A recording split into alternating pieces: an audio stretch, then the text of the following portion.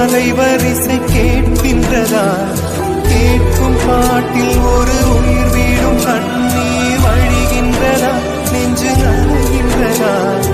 இதயம் கருதும் ஒரு வாசம் வருகிறதா? காற்றில் கண்ணீரை ஏற்றி கவிதை செந்தேனை ஊற்றி கண்ணே உன் வாசல் சேர்த்தே போயும் ஜீவன் ஓடும் முன்னே ஓரோவிவா.